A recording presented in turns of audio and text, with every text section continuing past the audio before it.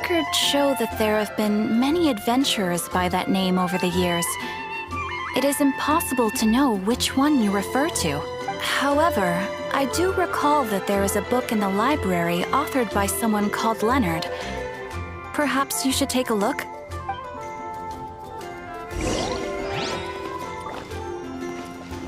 Come take a look.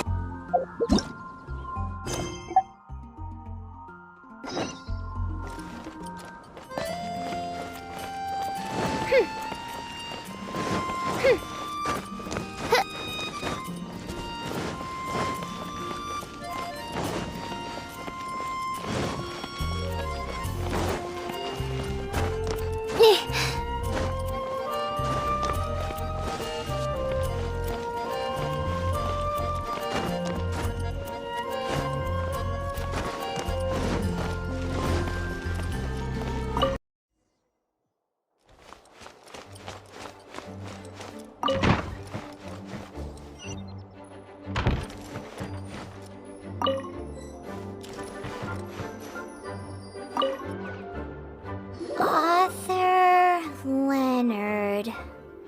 Where are you, Leonard? Aha! Gotcha! The index says that Leonard's book should be in the northwest corner on the top floor of the library. Northwest corner. Should be right over there.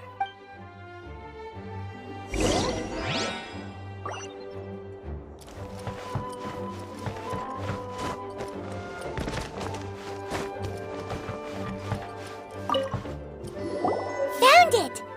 Of Mountains and Seas, a guide for adventurers written by Leonard. But the words have faded, and there are even pages missing.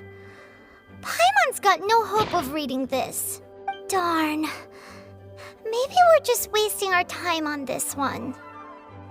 Oh, right! Yeah, Mona! She might have a better idea.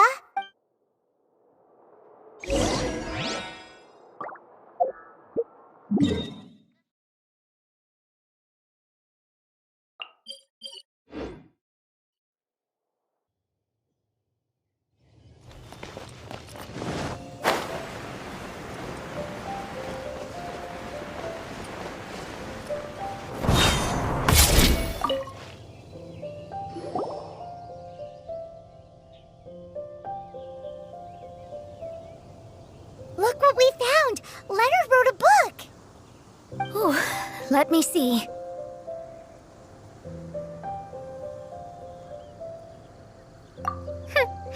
I could have predicted as much. Your average astrologist would definitely give up at this point. But I am Mona, progenitor of the future of astrology.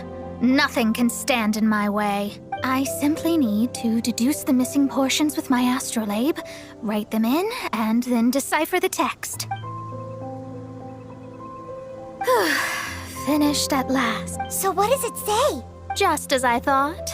Leonard was an adventurer who lived 2,000 years ago. His lifelong dream was to reach the summit of a mountain called Pilos Peak. 2,000 years? So the constellation that caused the meteorites is from 2,000 years ago? Somehow, for some reason, this constellation was summoned down from the sky. I suspect that the Fatui have something to do with that part. Paimon thinks so too.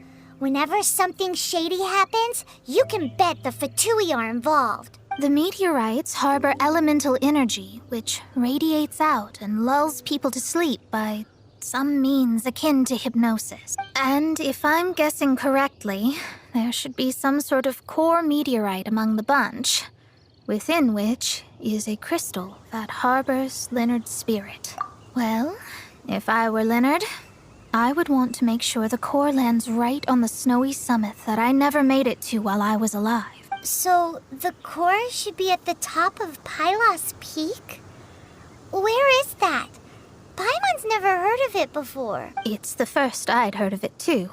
So I compared the map from the book against the current topography of Mondstadt. Apparently, Pilos Peak no longer exists. Are you trying to say that the tallest mountain Paimon's never heard of just disappeared? I once read somewhere that the Animo Archon, Barbados, once used his divine power to mobilize the winds and blow the ice and snow from the face of the earth.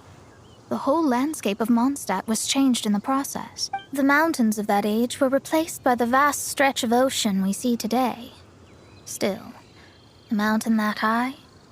Drop it into the ocean and it'll still leave a trace. The summit still reaches just above the water's surface.